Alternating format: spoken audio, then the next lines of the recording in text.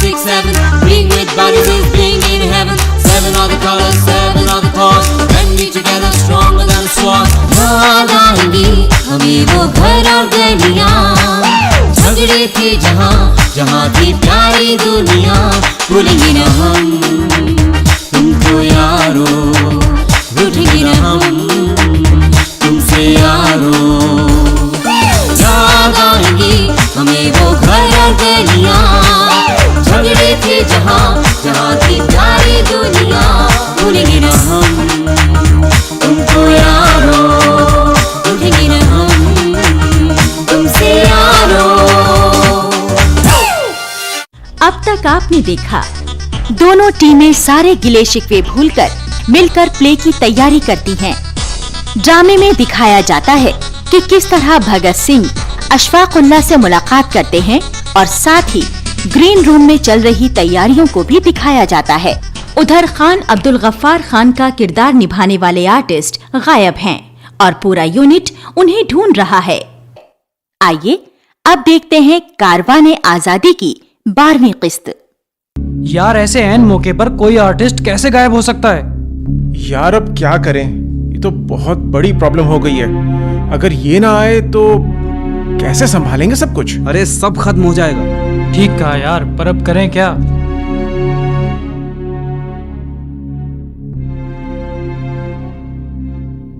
यार राज की एंकरिंग भी खत्म होने वाली होगी। मैं वहां देखकर आता हूँ कि अभी कितना वक्त बचा है। ठीक है तुम जाओ, मैं एक बार फिर से कॉलेज में जाकर देखता हूँ।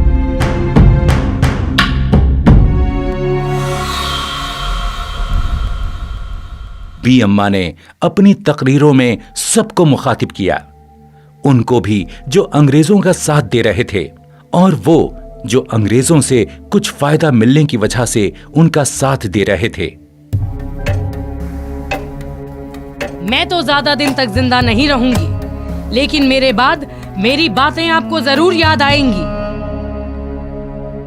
ये गवर्नमेंट इन खान बहादुरों से कहेगी कि जब तुम अपने भाइयों और कौम को धोखा दे सकते हो तो हम ये उम्मीद कैसे रखें कि तुम हमारा साथ दोगे। आप बादशाह जफर की बेगम की तारीख से तो वाकिफ हैं। उसने अंग्रेजों की किस किस तरह मदद की, मगर उसे क्या मिला? बेगम समझती थी कि अंग्रेज दिल्ली पर कब्जा करने के बाद उसके बेटे को बादशाह बनाएंगे, मगर उन्होंने उसे बादशाह नहीं बनाया। ये बंदर हैं, बंदर, और किसी का ख्याल नहीं करते।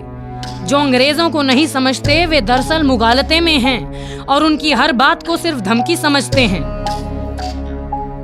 मैं खिताब याफ्ता खान बहादुरों, सरकारी मुलाजिमों और वकीलों वगैरह से कहती हूँ कि वे हुकूमत की खैर ख्वाही छोड़ दें। आप अपनी जिंदगी क्यों बर्बाद कर रहे हैं? मौत के बाद आपका कोई साथी ना होगा। जब आपका समाजी बाइकाट कर दिया जाएगा तो ये अंग्रेज आपकी लाश को कब्रिस्तान तक पहुंचाने नहीं जाएंगे। मैं आपसे कहती हूँ कि चरखे चलाइए और खद्दर पहनिए, विदेशी कपड़े का बाइकाट कीजिए। ये आपका मजहबी फरीजा है।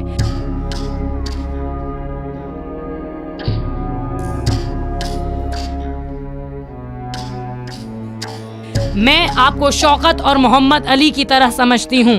मेरे नजदीक हिंदू मुसलमानों में कोई फर्क नहीं है।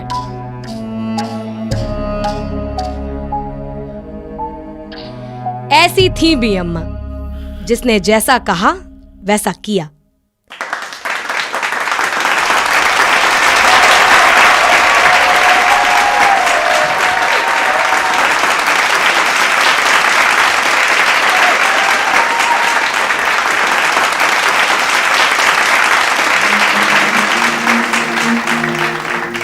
तो फिर उनके बेटे मौलाना शौकत अली और मौलाना मोहम्मद अली पीछे कैसे रहते? उन्हें भी वतन परस्ती का पाठ जो पढ़ाया था बी अम्मा ने। मौलाना मोहम्मद अली ऑक्सफोर्ड से अंग्रेजी की ऊंची डिग्री लेकर जब वतन लौटे तो कुछ वक्त सरकारी नौकरी के बाद वतन की जंग आजादी में कूद पड़े। कलकत्ता जाकर अंग्रेजी का अखबार निकाला कॉमरेड के नाम से, फिर दिल्ली आकर हमदर्द उर्दू का अखबार जारी कर दिया, जिसमें वो अपनी मां की तरह हिंदू मुस्लिम एकता का पाठ पढ़ाते रहे और सन 1913 में मुस्लिम लीग में उन्होंने एक तजवीज पास करवाई जिसमें मुसलमानों से यह गुजारिश की गई थी कि वो भी दूसरी कौमों की तरह हिंदुस्तान को आजादी दिलाने की जानिब बढ़ चढ़कर काम करें।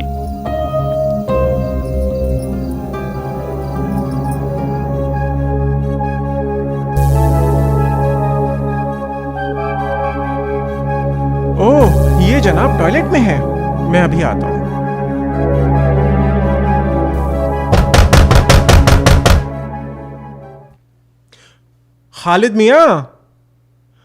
खालिद मियां, जल्दी आइए, आपका रोल शुरू होने वाला है।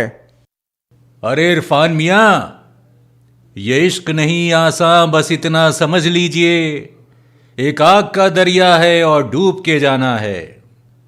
तो हमारा यूं बैतुल खला से निकल कर आना आसान नहीं। खालिद मियां, जल्दी आइए, आपका रोल शुरू होने वाला है। हाँ हाँ, आते हैं। जल्दी करो। अरे भाई आप जाइए, अगर बाहर खड़े रहेंगे तो और देर लग जाएगी। अरे इरफान, तुम यहाँ पर खड़े हो, तुम्हारी एंकरिंग शुरू होने वाली है यार, तुम जाओ वहां पर। विवेक, तुम इनको अपने साथ लेकर आओ फटाफट से, तब तक मैं संभालता हूं स्टेज पे। ठीक है इरफान, तुम चलो।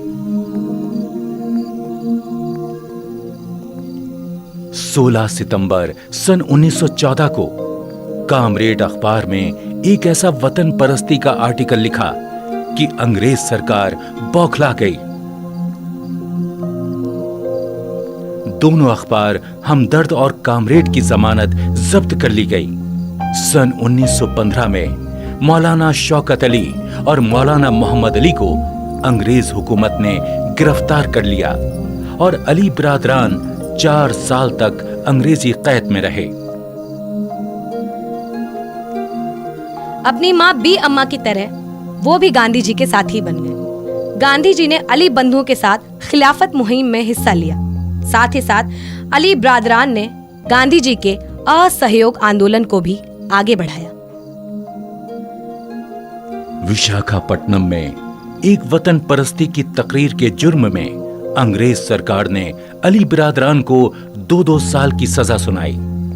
मुकदमे में अपनी दलील रखते हुए उन्होंने अदालत को कहा, मेरा मजहब इस्लाम मुझे आजाद रहना सिखाता है।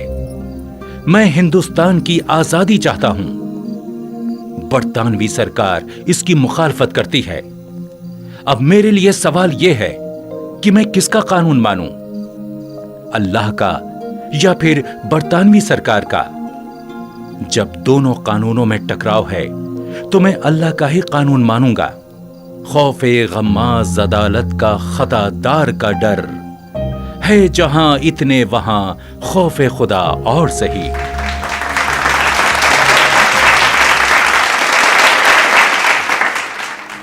(1923) में जेल से रिहा होने के बाद वो कांग्रेस के मेंबर बना दिए गए।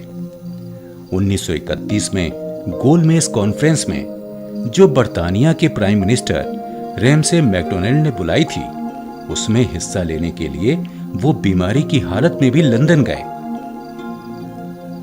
वहां उन्होंने कहा, या तो मैं अपने मुल्क हिंदुस्तान के लिए स्वराज्य लेकर जाऊंगा या अपनी जान देकर जाऊंगा। मैं ऐसा मुल्क चाहता हूं जिसमें मैं लॉर्ड रीडिंग को भी अपने मुल्क में गिरफ्तार कर सकूं। ये आखिरी अल्फाज थे मौलाना मोहम्मद अली के। अगले ही दिन मौलाना मोहम्मद अली का दिमाग की नस फटने से इंतकाल हो गया।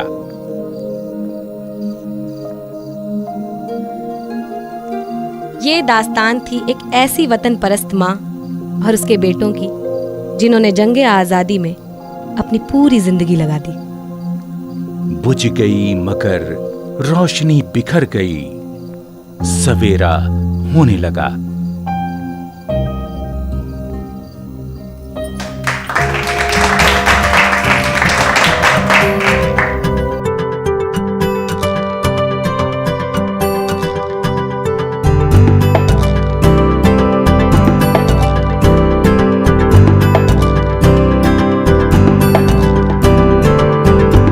का क्या स्टेटस है? राज, अब खान अब्दुल गफ्फार खान का प्ले है। कैरेक्टर को इरफान, जमील कुछ हिदायतें दे रहे हैं। वैसे सब तैयार। यार बड़ा इंपॉर्टेंट कैरेक्टर है ये। हाँ, पहला गैर मुल्की शख्स जिसे भारत रत्न से नवाजा गया। दोस्तों, खान अब्दुल गफ्फार खान का मेकओवर हो गया है, ये देखो, और इसके साथ कंपेयर करो, हूबहू वही मेकअप हुआ है। हाँ ये तो है। हाँ यार,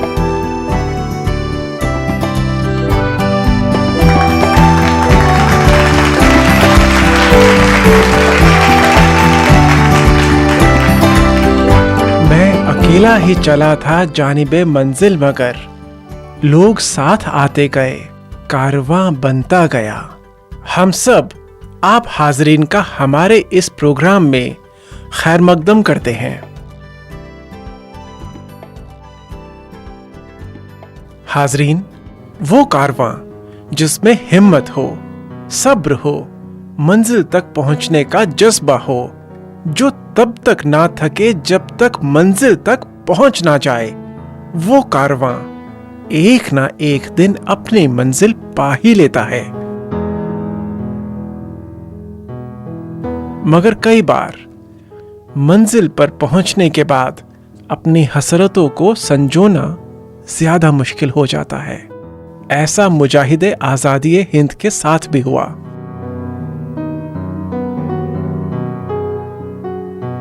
आजादी की सुबह होने को थी।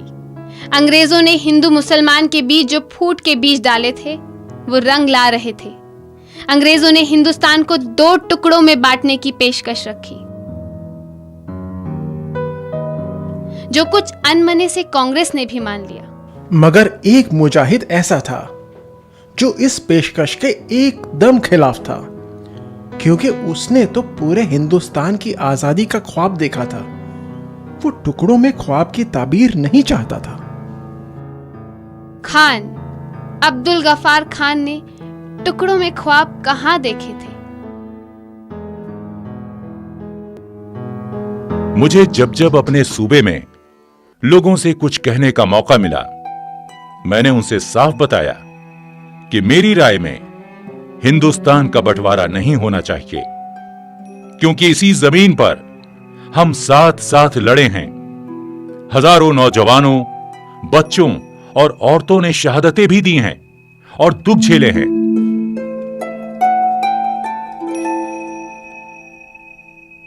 मैंने कई तकरीरें की हैं हिंदुस्तान के बंटवारे के खिलाफ।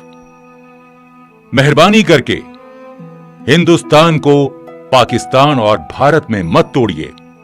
आप मेरे मुतालिक कोई भी राय रखते हों, मैं तोड़ने वाला आदमी नहीं हूं। मैं तो तामीरी शख्स हूं। मैं तोड़ता नहीं, जोड़ता हूं। अगर आप मेरी अब तक की जिंदगी पर नजरसानी करें तो आप देखेंगे कि मैं अपने मुल्क के सब लोगों का भला चाहता हूं। इस बंटवारे से ना हिंदुओं को फायदा होगा, ना ही मुसलमानों को, ना पंजाब को, ना बंगाल को, ना ही सिंध को। सिर्फ जोड़ने में, इकट्ठा रहने में ही फायदा है। अगर आपके पास कोई तामीरी मंसूबा है, कोई इकट्ठे रहने की सोच, अगर आपके पास मिलजुल कर रहने की कोई तरकीब है, तो उसे लाइए। मैं आपके सामने यह अहद करता हूं कि मैं और मेरे साथी आपके साथ कंधे से कंधा मिलाकर उसमें आपका साथ देंगे।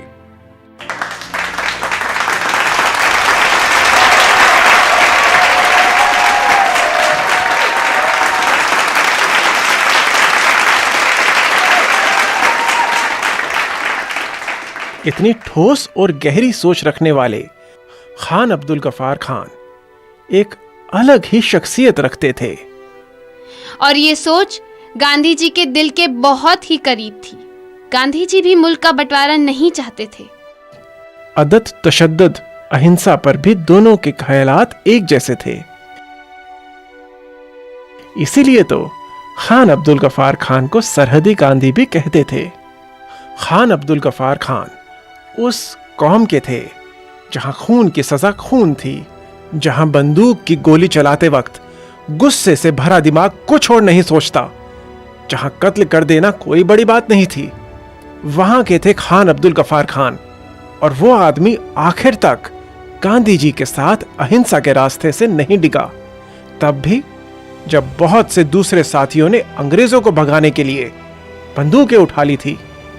खान अब्दुल गफार खान की पैदाइश पेशावर के पास उत्तम जई गांव में सन 1890 में हुई।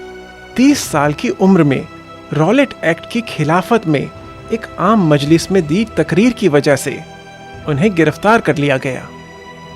पहली तकरीर के जुर्म में उन्हें 6 महीने की कैद मिली।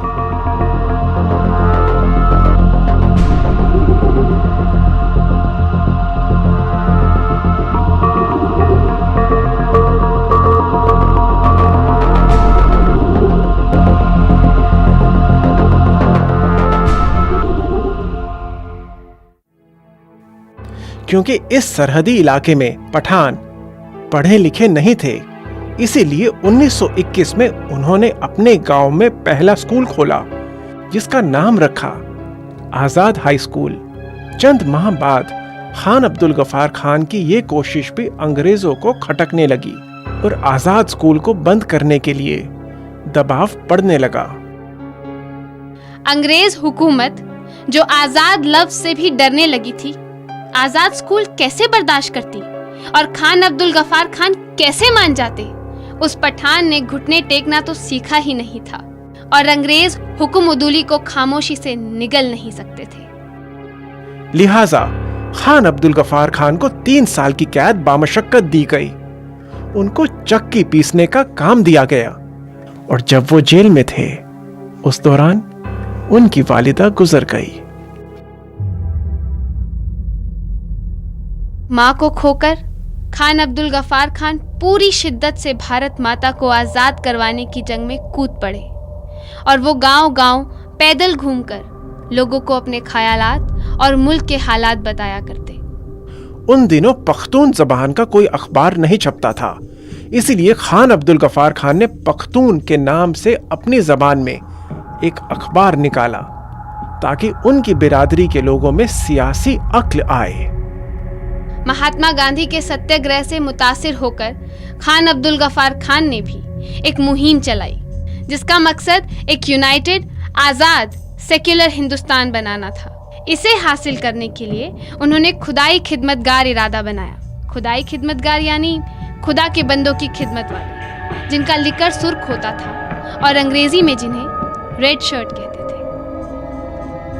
उन्हें यकीन था कि ये काम अच्छा रंग लाएगा। उन्होंने अपने मानने वालों से कहा,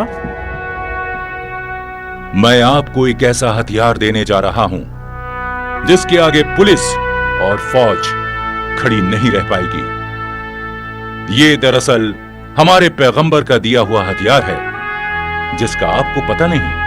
वो हथियार है सब्र और सही रास्ते पर चलना। इसके आगे दुनिया की कोई भी ताकत टिक नहीं सकती।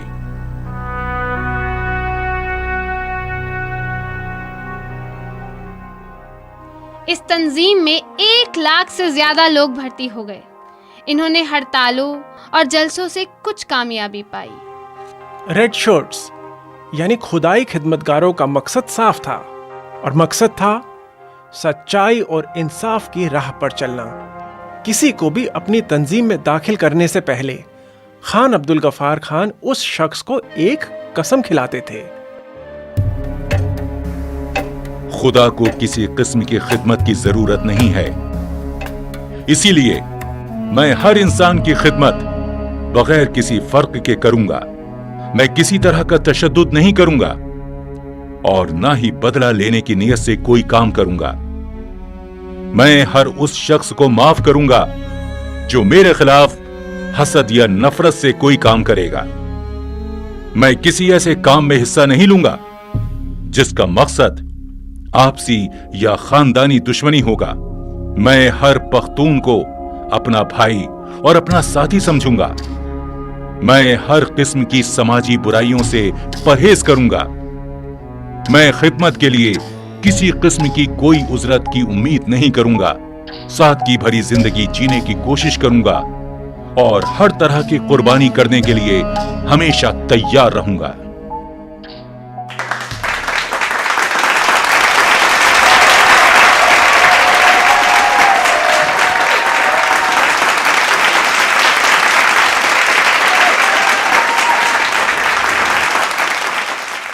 खुदाई खिदमतगार तंजीम 1929 में कायम हुई और अगले 2 सालों में इसके मेंबरान की तादाद 1 लाख से ऊपर पहुंच गई। 23 अप्रैल सन 1930 में नमक कानून की मुखालफत शुरू हुई। इसमें इस सरहदी इलाके के पख्तूनों ने बढ़ चढ़कर हिस्सा लिया। इस पर खान अब्दुल गफ्फार खान को गिरफ्तार कर लिया गया और पेशावर के किस्सा ख्वानी बाजार में खुदाई खिदमतकारों का हुजूम इकट्ठा होने लगा। अंग्रेज ये कैसे बर्दाश्त करते कि खान की गिरफ्तारी पे खुदाई खिदमतगारों का हुजूम इकट्ठा हो जाए। डिप्टी कमिश्नर ने फौजी दस्ते को तलब किया। ये फौजी दस्ता गढ़वाल रेजिमेंट का था। सब फौजी गढ़वाली थे। Major Chandra Singh Garhwali. Yes sir. ये हुजूम देख रहे हो, ये लाल शर्ट्स वालों का। Yes sir. खून डालो इन्हें गोलियों से। क्या सर?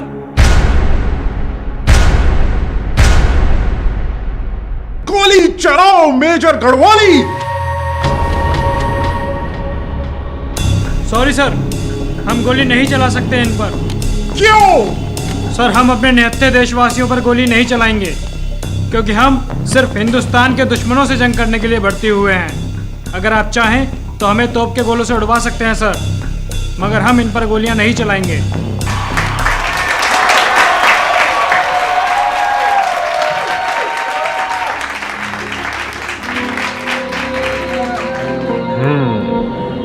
अच्छी बात है मेजर चंद्र सिंह गढ़वाली, तुम सब वापस अपनी छावनी जाओ।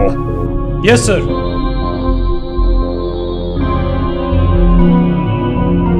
इन सब गढ़वालियों को छावनी पहुंचते ही गिरफ्तार कर लिया जाए, अंग्रेजी फौज बुलाई जाए।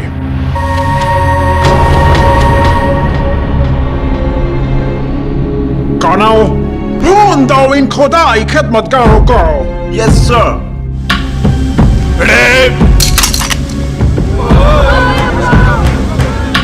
Load! Fire!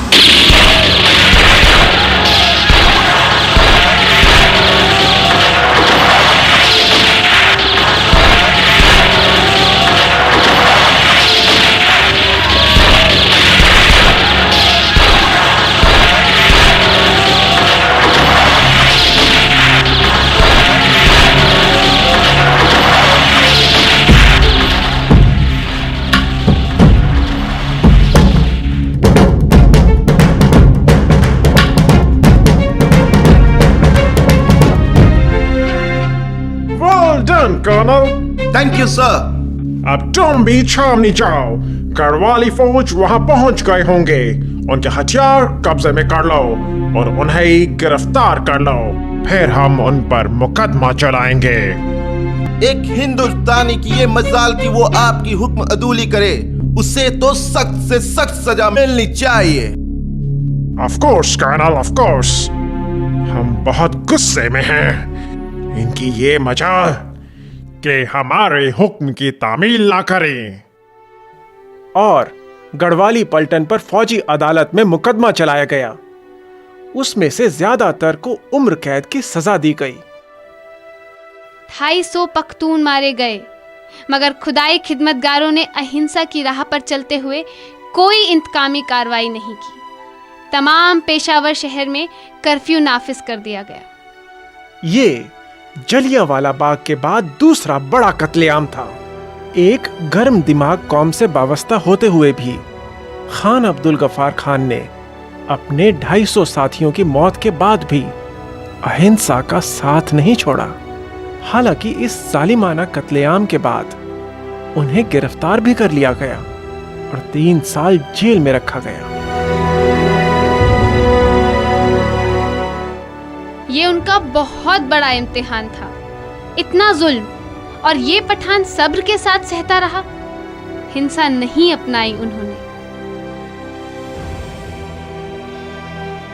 और जब गांधी जी के बहुत से साथी अहिंसा के रास्ते से अलग हो गए, तब भी खान अब्दुल गफ्फार खान उन चंद लोगों में से थे जिन्होंने गांधी जी का साथ आखिर तक दिया।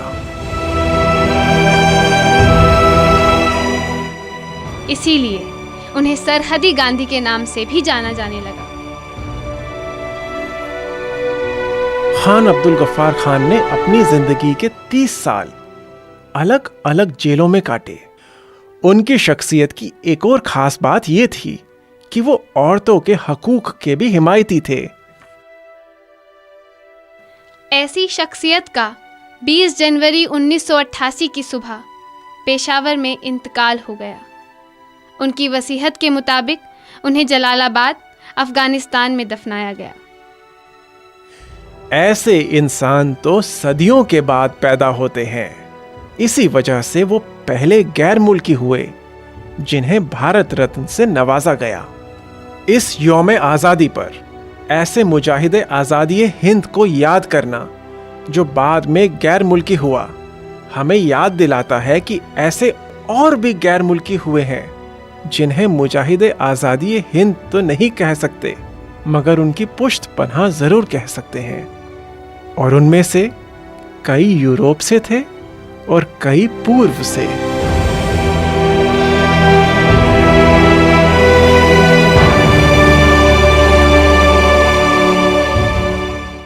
आज हम में से बहुत लोग उन्हें नहीं जानते, उनके बारे में हमने नहीं सुना।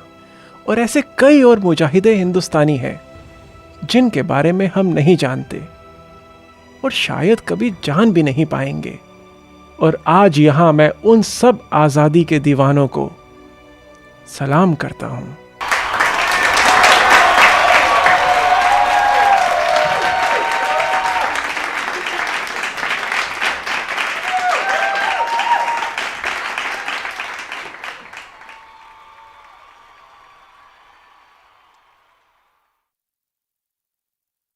यार मुश्ताक, ये मेकअप आर्टिस्ट कहाँ चला गया? ए मुश्ताक, फोन किसका है? अपने प्रेसिडेंट का है। प्रेसिडेंट का?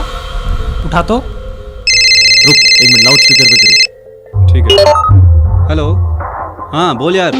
मुश्ताक, तुमने राज और इरफान से दोस्ती करके मुझसे दुश्मनी मोल ली है और मैंने तुम्हारे मेकअप आर्टिस्ट को उठा लिया है और जब तक प्ले नहीं खत्म होगा मैं उसे नहीं छोड़ूंगा।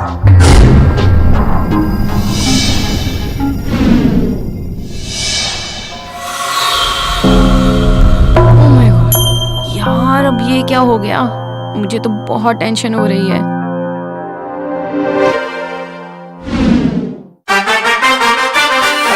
One, two, three, four, five, six, seven. Bling with bodies is bling in heaven. Seven are the colors, seven are the cause. When we together stronger than a sword. याद आएंगी हमें वो घर और गलियां, झगड़े थे जहाँ जहाँ थी प्यारी दुनिया।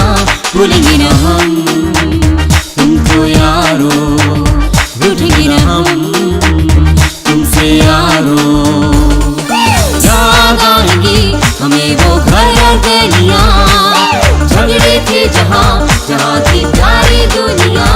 भूलेंगे न हम तुमको यारो, रूठेंगे न हम तुमसे यारो।